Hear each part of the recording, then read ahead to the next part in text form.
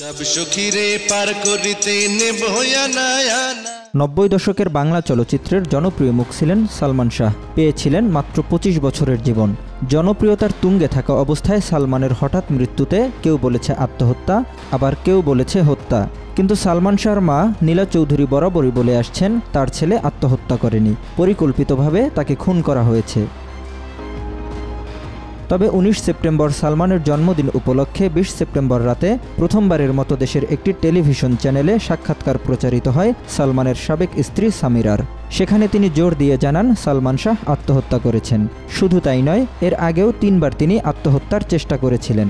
সাবেক স্বামীর মৃত্যু প্রসঙ্গে সামিরা বলেন, আত্মহত্যা যারা করে তারা তো কিছু বলে করে না। এখন নীলা চৌধুরী বারবার বলেন সামিরাকে কেন রিমান্ডে নেওয়া হয় না। একটা বাসায় একটা বাচ্চা যখন আত্মহত্যা করে, সে বাচ্চার মা বাবাকে কি আমরা উঠিয়ে নিয়ে চলে যাই? তাহলে আমাকে কেন উঠিয়ে নেওয়া হবে? It is suicide. সালমান শাহর মৃত্যু যে আত্মহত্যা তারও ব্যাখ্যা দিয়েছেন সামিরা। তিনি বলেন, Salman Shah mentality suicidal by nature. এর আগেও 3 বার সুইসাইডের চেষ্টা করেছেন সালমান। তার প্রমাণ পাওয়া যাবে মেট্রোপলিটন হাসপাতালের রেকর্ড চেক করলে। সেখানে 2 বারের রেকর্ড রয়েছে, আরেকটি রেকর্ড আছে অন্য একটি হাসপাতালে। 3টাই আমার বিয়ের আগে। 3টা ঘটনাই আমি জানি। একবার মায়ের সঙ্গে ঝগড়া করেছিল, আর একবার আমাকে বিয়েতে রাজি করানোর জন্য করেছে, আর একবার ওর কিছু একটা হয়েছিল সেটার জন্যও করেছিল। সালমান শাহ চলচ্চিত্রেও আসতে চাননি জানিয়ে সামিরা আরও বলেন, ইমন কিন্তু তার মাকে আম্মা, মা এসব ডাকত না, মহিলা বলে ডাকত।